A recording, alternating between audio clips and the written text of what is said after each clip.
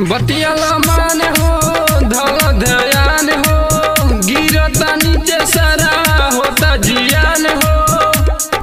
भइल महंगाई बाटे नइखे आना दोनी तेलवा तनी तनी तेलवा तनी तनी डाला दियरी नानी नानी बावे तेलवा तनी तनी डाला दियरी नानी नानी बावे तेलवा तनी तनी डाला दियरी नानी नानी बावे।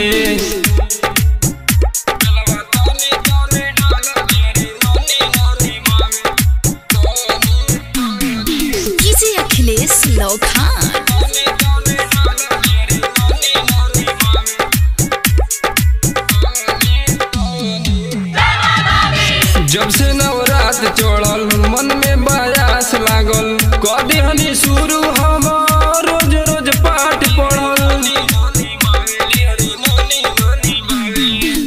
जब से नवरात चढ़ल मन में बयास लागल कदी हनी शुरू हम रोज रोज पाठ पढ़ल। नीचे गिर जाई मन में होता सन सनी तेलवा तनी तनी तेलवा तनी तनी डाला दियरी नानी नानी बावे तेलवा तनी तनी डाला दियरी नानी नानी बावे तेलवा तनी तनी डाला दियरी नानी नानी बावे।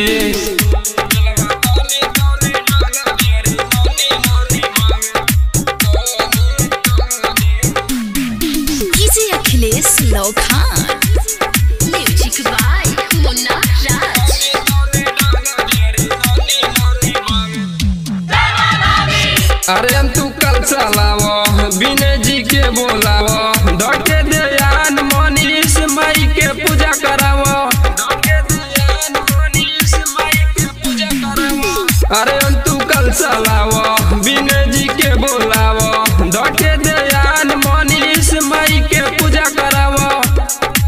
आशिक सनोज प्रेमी को है हथवा जोड़ी धनी तनी तनी तेलवा तनी तनी डाला दियरी नानी नानी बावे तेलवा तनी तनी डाला दियरी नानी नानी बावे तेलवा तनी तनी डाला दियरी नानी नानी बावे।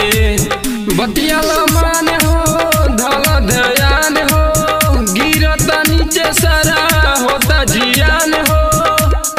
भइल महंगाई बाटे नइखे आना दोनी तेलवा तनी तनी तेलवा तनी तनी डाला दियरी नानी नानी बावे तेलवा तनी तनी डाला दियरी नानी नानी बावे तेलवा तनी तनी डाला दियरी नानी नानी बावे।